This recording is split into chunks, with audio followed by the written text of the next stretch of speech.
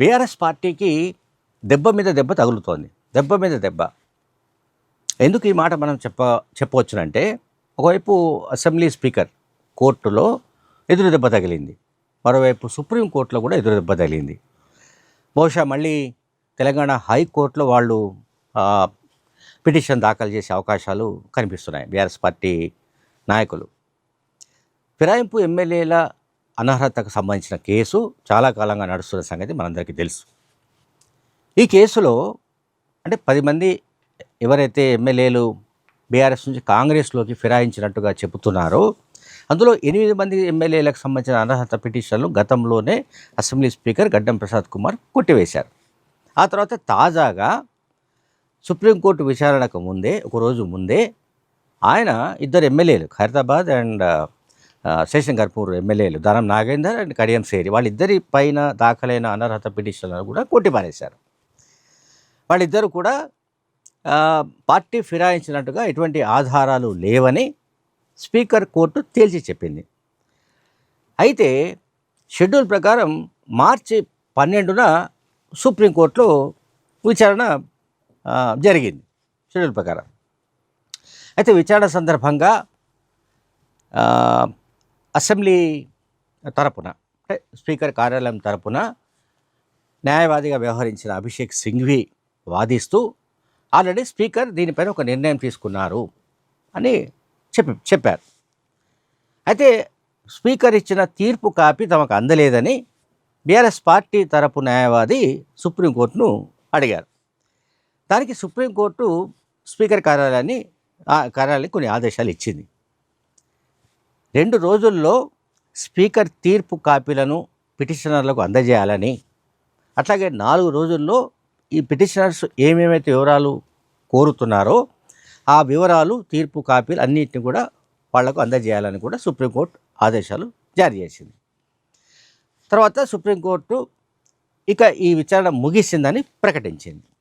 Case disposed. So case disposed అనేది అన్న తర్వాత ఇప్పుడు ఇక బీఆర్ఎస్ దగ్గర ఉన్న అస్త్రం ఏంటంటే మళ్ళీ హైకోర్టును ఆశ్రయించాలి. హైకోర్టు ఆశ్రయించి మళ్ళీ వాదనలు ప్రారంభించాలి. వీళ్ళు ఎట్లా ఫిరాయించారు, ఏ రకంగా అంటే తమ దగ్గర ఉన్న ఆడియోలు, వీడియోలు, ఇతర ఆధారాలు, సాక్ష్యాధారాలు ఇవన్నీ కూడా మళ్ళీ ప్రొడ్యూస్ చేసి వాళ్ళు మళ్ళీ కోరే అవకాశం ఉంది. అంటే సుప్రీంకోర్టులో జరిగిన విచారణ అంతా ఏంటంటే స్పీకర్ నిర్ణయం తీసుకోవడంలో జాప్యం చేస్తున్నారు, వీళ్ళంత త్వరగా స్పీకర్ నిర్ణయం తీసుకున్న విధంగా సుప్రీంకోర్టు ఆదేశాలు ఇవ్వాలంటూ వీళ్ళు సుప్రీంకోర్టు గడప తొక్కారు. అయితే ఈ విషయం తెలిసిన స్పీకర్ రకరకాల కారణాలతో వాయిదా వేసినప్పటికీ చివరికి స్పీకర్ సుప్రీంకోర్టు ఒక డెడ్లైన్ విధించిన కారణంగా, అంటే మార్చి 12 లోపు మీరు నిర్ణయం తీసుకోవాలి అని అన్న తర్వాత మార్చి 11న నిర్ణయం తీసుకున్నాడు. ఎవరు? కడియం సేరి, దానం నాగేందర్ వీళ్ళిద్దరికి సంబంధించిన పిటిషన్స్ పెండింగ్లో ఉన్న కారణంగా ఆ పిటిషన్స్ పైన ఆయన ఒక డిసిషన్ తీసుకొని ఆ పిటిషన్స్ కొట్టిపారేసి ఒక తీర్పునిచ్చారు. సరే, ఇప్పటికే స్పీకర్ డిసిషన్ అయిపోయింది. అంటే ఇక్కడ నేను మాట్లాడుతుంది ఏంటంటే సుప్రీంకోర్టు అసెంబ్లీ స్పీకర్ను కానీ, లోక్సభ స్పీకర్ను కానీ మీరు ఈ ఫలానా పార్టీ ఫిరాయింపుల నిరోధక చట్టం కింద దాఖలైన పిటిషన్లపై మీరు ఏ నిర్ణయం తీసుకున్నారో ఆ నిర్ణయాన్ని వీళ్ళంత త్వరగా తీసుకోండి అని మాత్రమే చెప్పడానికి అవకాశం ఉన్నట్టుగా న్యాయ నిపుణులు చెప్తున్నారు. సుప్రీంకోర్టు కూడా అదే చెప్పింది. సుప్రీంకోర్టు గతంలో వివిధ సందర్భాల్లో రాష్ట్ర శాసనసభ స్పీకర్ గడ్డం ప్రసాద్ కుమార్ను సుప్రీంకోర్టు ఆదేశాలు జారీ చేసింది. మీరు ఎందుకు జాప్యం చేస్తున్నారు, వీళ్ళు ఎంత త్వరగా ఈ కేసు పైన ఒక నిర్ణయం తీసుకోండి అని చెప్పారు. ఏ నిర్ణయం తీసుకోవాలని కాదు, ఆ నిర్ణయం తీసుకునే అధికారం స్పీకర్కు మాత్రమే ఉంది, స్పీకర్ కోర్టుకు మాత్రమే ఉంది. సో స్పీకర్ కోర్టు ఇచ్చిన తీర్పును సవాలు చేస్తూ ఇప్పుడు హైకోర్టును మళ్ళీ బీఆర్ఎస్ నాయకత్వం ఆశ్రయించవలసిన పరిస్థితులు అయితే మనకు కనిపిస్తున్నాయి. ఇప్పుడు ఫిరాయింపులకు సంబంధించిన వ్యవహారం కొత్తదేం కాదు, కానీ బీఆర్ఎస్ పార్టీ పట్టుబట్టి ఈ కేసులో అన్ని చోట్ల పోరాటాలు సాగిస్తోంది, న్యాయ పోరాటాలు. ఇక్కడ అసెంబ్లీలో, అటు ఇక్కడ హైకోర్టులో, అలాగే సుప్రీంకోర్టులో, అన్ని చోట్ల ఎక్కడ ఏ ప్లాట్ఫామ్ దొరికినా న్యాయ పోరాటం కొనసాగిస్తుంది చాలా పట్టుబట్టి. ఎట్టి పరిస్థితుల్లో ఈ ఫిరాయింపులు చేసిన ఎమ్మెల్యేలుగా భావిస్తున్న నియోజకవర్గాల్లో అనర్హత వేటు పడాలని, అక్కడ ఉప ఎన్నికలు జరగాలని, ఉప ఎన్నికలు జరిగితే ఆ 10 చోట్ల బీఆర్ఎస్ పార్టీ ఘన విజయం సాధిస్తుందని కేటీఆర్ చాలా గట్టిగా నమ్ముతున్నాడు.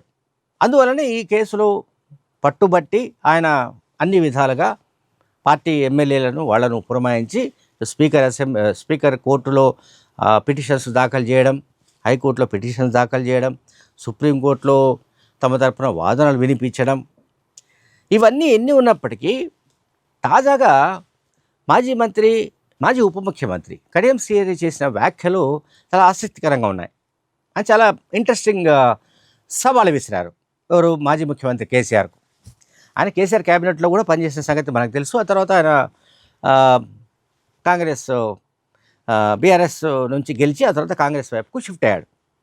ఆయన ఏం చెప్తున్నాడంటే, తమపై దాఖలైన అనర్హత పిటిషన్ ఏవైతే ఉందో అసలు దానికే అర్హత లేదని చెప్పాడు ఆయన. ఆయన ఇంకొక మాట కూడా అన్నాడు, అసలు పెద్ద ఎత్తున ఈ రాష్ట్రంలో ఫిరాయింపులు ప్రోత్సహించి రాష్ట్ర రాజకీయాలను భ్రష్టు పట్టించిన మహనీయుడు, గొప్ప వ్యక్తి ఎవరైనా ఉన్నారంటే అది కేసీఆర్ మాత్రమే. కనుక కేసీఆర్ తెలంగాణ ప్రజలకు తాను ఇట్లా చేశాను, నా వల్ల ఇదంతా తప్పైంది అని క్షమాపణలు కనుక చెప్పితే తాను మరుక్షణంలో తన శాసనసభ్యత్వానికి రాజీనామా చేస్తానని కూడా కడియం శ్రీహరి తాజాగా ఆయన ఒక ఛాలెంజ్ విసిరాడు. దానికి ఆ ఛాలెంజ్కు అంటే కేసీఆర్ లాంటి వ్యక్తి తెలంగాణ ప్రజలకు క్షమాపణలు కోరతారని ఎవరు అనుకోవడం లేదు.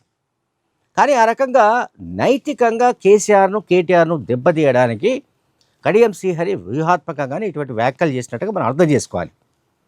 కడియం శ్రీహరి ఆ మాట కూడా చెప్పాడు, తెలంగాణ ప్రజలకు తాను తప్పు చేసినట్లుగా, తెలంగాణ రాజకీయాలను భ్రష్టు పట్టించినట్లుగా, అట్లాగే తెలంగాణలో పార్టీ ఫిరాయింపులు పెద్ద ఎత్తున ప్రోత్సహించినట్టుగా, అలాగే తెలంగాణలో మరొక రాజకీయ పార్టీ ఉండకుండా చేయడానికే, మిగతా పార్టీలన్నింటినీ నిర్మూలించడానికి తాను ఇవన్నీ చేసినట్లుగా ఆయన ఒప్పుకొని క్షమాపణలు చెప్పగలిగితే తాను రాజీనామా చేస్తారని చెప్తున్నాడు ఆయన.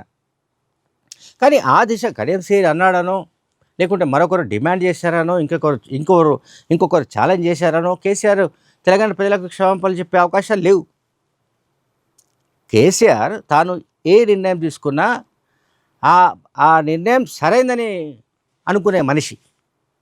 ఆయన ఆ నిర్ణయాన్ని మళ్ళీ ఇంకొక రకంగా దాన్ని సవరించుకోవడము, లేకుంటే ఆ నిర్ణయం పట్ల మరొక రకమైన అభిప్రాయాన్ని ఆ తర్వాత వ్యక్తం చేయడము ఇంకేమీ జరిగే అవకాశం లేదు. ఏ నిర్ణయమే సరే. ఇప్పుడు ఫిరాయింపుల విషయం కూడా మనం తీసుకుంటే పలు సందర్భాల్లో మన వీడియోలో చెప్పుకున్నాం. 2014లో అధికారంలో వచ్చినప్పుడు సరే బొటాబొటి మెజార్టీ ఉంది కాబట్టి కొంతమంది తీసుకున్నారని మనం అనుకున్నాం. ఆ తర్వాత 2018లో రెండోసారి అధికారంలో వచ్చినప్పుడు 88 మందితో భారీ మెజార్టీతో ప్రభుత్వం ఏర్పాటు చేసిన అప్పటికీ ఆయనకు ఇంకా ఎమ్మెల్యేలు తీసుకోవాల్సిన అవసరం లేకపోయినా పెద్ద ఎత్తున ఫిరాయింపుల్ని ప్రోత్సహించి ఆ నంబర్ను 104 దాకా పెంచుకున్నాడు KCR.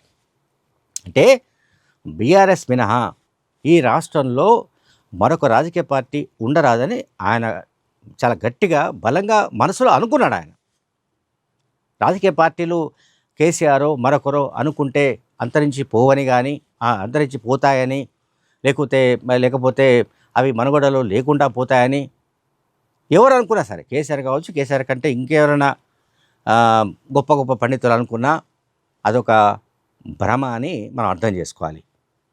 Thank you very much.